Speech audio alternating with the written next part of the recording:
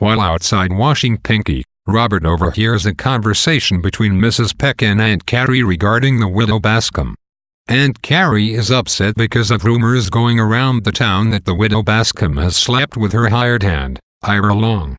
She tells Mrs. Peck that Aunt Mattie's husband, Hume, had heard the two of them giggling in the dark one night as he passed by in his wagon. To Aunt Carrie's surprise, Mrs. Peck replies, "Good for them." She reminds Aunt Carrie that Vernal Bascom has been dead for 2 or 3 years and that it is hard to manage a farm alone. Aunt Carrie then says that when Hume heard the laughing, he wanted to go straight to the churchyard and wake Vernal up. Mrs. Peck gets a good laugh out of that and decides that if Iris Bascom and Ira Long want to giggle in the dark, they have her blessing. Hearing all of this, Robert is reminded of the times that he had run into Mrs. Bascom. The first time was been just after Vernal Bascom's death.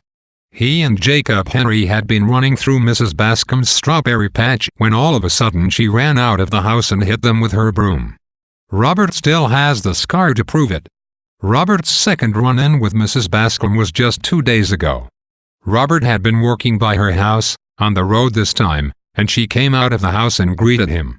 After exchanging pleasantries, Mrs. Bascom asked Robert to help her move some flower pots, and not having anything better to do, Robert agreed. When the work was done, Mrs. Bascom brought out a tray of cookies and a glass of cool buttermilk. While they were enjoying the treats, Ira Long came in. Mr. Long remembered the story of Robert and Mr. Tanner's cow and complimented Robert on a fine piece of work.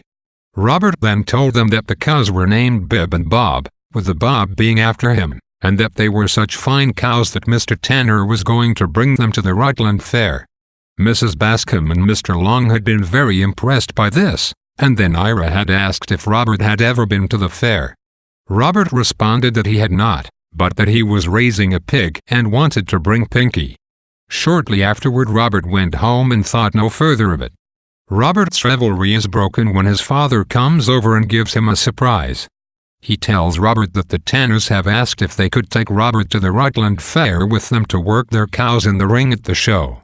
At first, Robert is in complete disbelief, but as Haven explains how Mrs. Bascom mentioned to Mrs. Tanner how much Robert wanted to go, he slowly gets over the shock.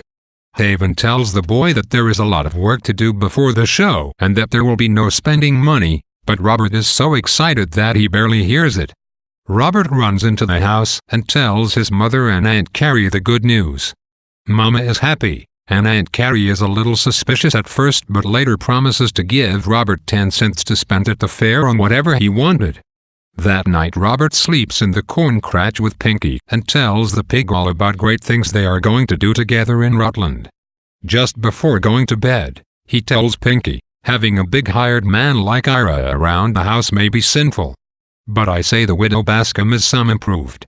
In her friendly argument with Aunt Carrie over the widow Bascom, Lucy Peck's character is finally given more depth and color. From her reactions to Mrs. Bascom's exploits, she shows that she is a good shaker but also tends to display some of Haven's individualistic traits. Though what Mrs. Bascom is doing is clearly a sin, Mrs. Peck is non-judgmental and even expresses her approval for the widow's assertive lifestyle. This shocks the more conservative Aunt Carrie, who is shocked and disgusted by the debauchery going on, right under our noses.